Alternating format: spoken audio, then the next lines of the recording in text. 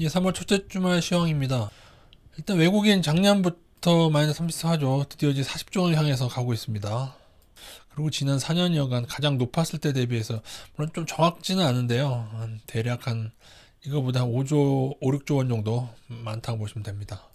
지금 가장 중요한 외국인 요번 선물, 요번이 이제 다음 주 목요일이 만기거든요. 그런데 지금 코스피 미니 선물 합쳐서 4조 7천억 500억 하반입니다. 엄청난 거죠. 엄청납니다. 코스닥 선물도 여기까지 합치면은 5조 원 되겠는데요. 그죠?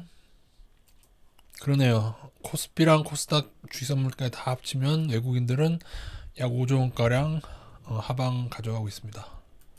롤오버를 감안하더라도 무조건 4조 원 이상이라고 봐야겠죠. 예. 달러 선물은 소폭 하방. 요거는 약간 그냥 참고만 하세요. 이게 좀 투자하는 금액도 보통 작고, 채권은 지금 엄청나게 들어오고 있습니다. 지난 목요일에만 또 엄청나게 들어와서. 근데 이게 지금 금요일 날께 발표 안 돼서 목요일까지입니다. 지난주 목요일까지 17조 6천억. 지금 2달하고 좀 지났을 뿐이지 않습니까? 올해가. 근데 엄청나게 우리나라 채권을 매수하고 있다. 제가 지난 시간에 코스피 차트가 수렴하고 있다 말씀드렸고, 물론 이게 장중이긴 한데요. 여기도 한 이렇게 좀 가깝게 하면은 가는 방향으로 가겠죠. 그래서 이거를 비유하기를 부산으로 갈지 광주로 갈지, 그죠? 중간에 가다가 왼쪽 오른쪽 하고 있는데 이날 한 발을 아래로 내딛었습니다. 오전장에. 그러니까는 오전장에 드디어 왼발 오른발 하다가 한 발 더 내진 다음에 오후장에 다시 발을 뺐습니다. 예, 그죠? 요게 마감은 다시 올려서, 그러니까는 오전장에는 좀 떨어졌었고 또 마감 올라서 마감해서 아직 안 깼습니다, 여러분. 윗선을 장중으로 치면은 이렇게 잡을 수 있는데, 근데 이게 장중이 아니라 원래는 종가 기준으로 하면 이렇게 가야 되거든요. 종가 기준으로는 사실 이거를 뚫어야지 되는 게 맞습니다. 근데 사실은 장중으로 하면 이렇게 그럴 수 있는데, 그래서 둘 다 고려하면 될 것 같습니다. 여기도 넘으면은 조금 상승 가능성을 좀 보시고, 여기를 뚫어도, 그리고 추가로 만약에 여기를 뚫으면은 강한 상승 신호로 보시면 되겠습니다. 여기를 넘게 되면요, 이 윗단 넘게 되면은 다시금 사상 최고가로 가는 거죠. 그죠? 그렇기 때문에 윗단 뚫으면 무조건 상승 신호죠. 그 전에 요걸 하나 잡는 게 맞을 것 같습니다. 여기 했을 때 조금 올라가면 인버스 줄이고 내려가면 인버스 더 늘리고 그렇게 대응하시면 되겠습니다. 코스닥도 엄청 강했죠. 코스닥은 사실 이 아랫단이 깨져가지고 이제 회복을 못했네요. 그래도 이게 참 둘 다 비슷한데 아래로 가지도 않았고, 그렇다고 이거는 이제 하단이 이미 깼거든요. 이거 되게 현재로서 지금 되게 여러분이 봐도 하단을 일단은 깼기 때문에 박스 밑장을 딱 깼어요. 그랬는데 아니야, 나는 박스 안으로 다시 들어올 거야 하면서 다시 튕겨서 비집고 들어오는 중에 있습니다. 근데 안 열리면, 박스권 밑단이 안 열리면은 떨어지는 거죠. 근데 어쨌든 간에 그 금요일날 모습은 이게 이제 장중에 하락했다가 다시 오른 거지 않습니까? 그리고 다른 나라 국가들보다도 양호했고, 그죠? 금요일의 매수 주체는 역시나 개인이었고요.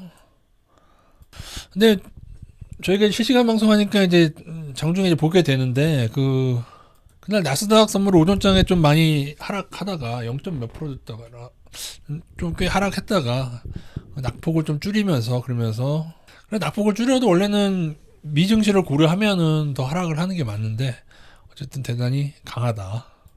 그러나 그날에 외국인은 오히려 선물과 주식을 매도했다. 그게 중요합니다.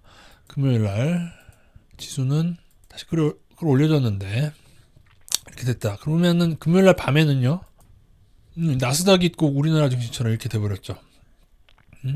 우리나라 증시 이렇게 된 다음에 그날 밤에 나스닥이 이것도 장중에 이제 많이 떨어졌다가 이제 마감은 상승으로 마감이 된 거죠.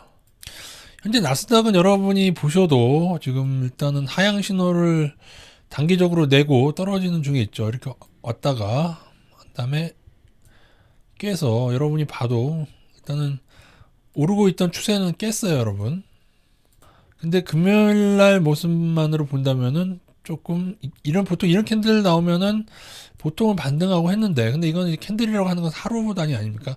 우리가 발자국 하나를 보고 방향성을 단정 지으려면 발자국이 아주 깊거나, 그러니까 거래량이 엄청 실리거나 그러지 않는 한 하루에 너무 큰 의미를 둘 필요는 없습니다. 이 캔들 하나에 올랐다는 거 하나의 의미를 둘 필요는 없고, 여러분이 보셔도 아직은 5일선도 회복 못하고 여기까지 진행된 상태다.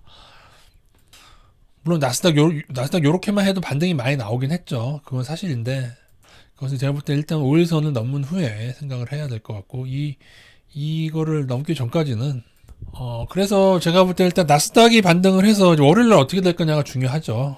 필라델피아 반도체는 더 많이 올랐습니다. 3.15% 올랐기 때문에. 원래는 이렇게 떨어질 때 버티고 하면은 나스닥이 올라줄 때 원래는 우리 증시가 더 화들짝 많이 오르는 게 그게 원래는 원래의 모습인데, 그렇게 될까 하는 생각이, 왜냐면 다음 주가 만기인데 외국인 하방 배팅이 났지 않습니까? 그래서 어떻게 될지 제 생각에는 둘 중에 하나일 것 같습니다. 월요일 날 외국인이 선물을 1조 원을 넘어서 거의 2조 원 가까이 막 매수하면서 큰 상승으로 가던지,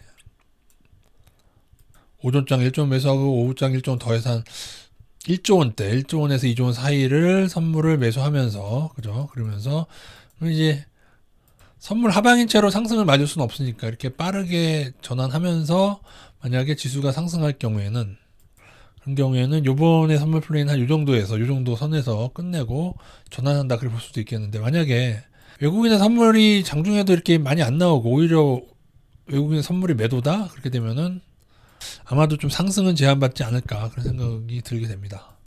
그래서 뭐 나스닥 자체를 대응한다고 해도 어려울 건 없습니다, 여러분. 그러니까 뭐 예를 들어서 나스닥 인버스를 여기에 깬 지점에 늘렸다 칩시다. 늘렸다 쳤는데 만약에 해서 다시 오르면 비슷한 지점에서 그냥 나스닥 인버스를 뭐 줄이면 되죠. 그죠? 회복한다. 분홍색성 회복하면 줄여야죠. 그죠? 회복한다. 줄이면 돼. 그러면 인버스 이득이 없겠지만 뭐 없을 수 있죠. 단 만약에 근데 이것이 조금 더 반등하다가, 예를 들어 월요일 날이라 조금 더 반등하는데 여기서 다시 만약에 맞고 추가로 떨어지게 되면은, 그러니까 이런 것도 있기 때문에 일단은 인버스를 요번에 인버스를 뭐 너무 이득을 확정하려고 하지 마시고, 지금 우리가 인버스 가져가는 거는 요 정도 때문에 하는 건 아니지 않습니까? 그렇기 때문에 확정해야 될 이유도 없고, 만약에 더 오른다 그러면은 뭐 저희가 뭐 인버스만 투자하는 게 아니라 일부도 투자하면서, 우리나라 주식 말하는 겁니다. 우리나라 주식 일부 투자하면서 인버스도 일부 투자하는 거기 때문에 일단 5일선이라도 회복된 후에 줄이던지 그렇게 하는 게 나을 것 같습니다. 나스닥 인버스던 우리나라 인버스던 간에. 근데 좀 사기네요. 한 발을 오른쪽으로 갔다가 오전에 갔다가 오후에 발을 빼는. 좀 뭐 많은 분들은 그렇게 보시겠죠. 우리나라 개인들의 힘이 세고 그렇게 보는데, 저는 그렇게 보지 않고요. 사실은 얼마든지 외국인이요, 작년처럼 매도하면 왜 못하겠습니까? 근데 글쎄 요번 만기 때 그냥 어느 정도 맛배기로만 하고 약간 하락선에서 넘어가고, 그렇게 되면 이제 아마 그 다음에 이제 선물도 또 거하게 또 매도를 쳤을 때 아무래도 저희도 이제 회의하게 되겠죠. 그걸 노리는 건지 그건 모르겠습니다만, 근데 그러기에는 5조 원이라는 게 너무 크지 않나 싶은 생각은 듭니다. 5조 원 하방이. 근데 제가 기억에 5조 원까지 하방을 쳤는데 그냥 오히려 약간의 상승으로 마감되는 기억이 있나? 잘 모르겠습니다. 제 기억에 5조 원까지 가져가는 경우도 쉽지가 않지만, 근데 보통 이제 3조, 4조 하방 가져가는데도 이제 마감 때 그냥 약간 그냥 조금 하락 정도에서 마감하는 경우도 있고, 근데 요건 다 케이스 바이 케이스인데 5조 원에 대한 기억은 사실 없습니다, 저는. 과연 이번에 어떻게 될지 한번, 저희가 좀 얍실하게 그냥 적정선에 인버스를 끼고 조심하지 않습니까? 그래서 가는 방향으로 가면 될 것 같습니다. 혹시 반등이 나온다고 해도 주식은 점점 매도하고 있다는 사실을 저희가 잊지 말아야 될 것 같고요. 그리고 잠시나마 다음 주 목요일까지 만기인 선물도 크게 매도로 가져가고 있다. 그것도 일단은 기억하고 잠시만 좀 조심하겠습니다. 하방이 오늘은 하라는 뜻은 아니고요, 여러분. 절대로. 근데 뭐 본인이 하고 싶, 그죠? 자기가 하고 싶은 대로 하시는 건데, 물론 지금의 시점이 작년도에 인버스를 가져가는 것보다는 훨씬 또 확률이 높죠. 왜냐하면 선물도 하방이고 외국인 매도도 꽤 쌓였고 지수도 다시 지금 추세선을 좀 깨고 있고, 물론 박스권 하단은 지켜내고 있지만은 그렇긴 한데, 또 이 마음 한켠에는 과연 그냥 또 얼마나 헷갈리게 할까 그 생각도 듭니다. 나스닥 같은 경우에도 또 얼마나 헷갈리면서 또 얼마나 혼동을 주면서 하락전환 하더라도 그렇지 않을까 하는 생각도 드는 건 사실입니다. 그래서 일단 월요일날 아까 말씀드린 대로 강하게 상방으로 외국인이 선물을 갑자기 상방으로 크게 전환하게 될 경우에는 꽤 상승이 나올 것 같고요. 근데 조금은 더 조금 뭐 지금은 솔직히 반반인데, 그래도 조금은 더 우리 증시가 상승이 나스닥만큼 반등하지 못할 것 같다는 생각이 조금 들긴 합니다.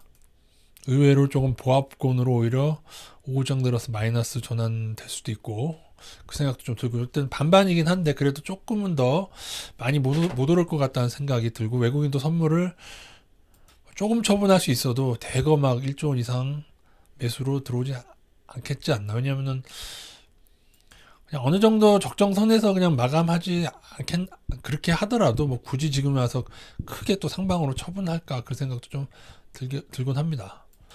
외국인의 일주일 매수 상위 등도 받으려야 되는데 그거는 또 너무 지금 시간이 초과돼서, 예, 그건 또 따로 하나 만들어 드리도록 하겠습니다.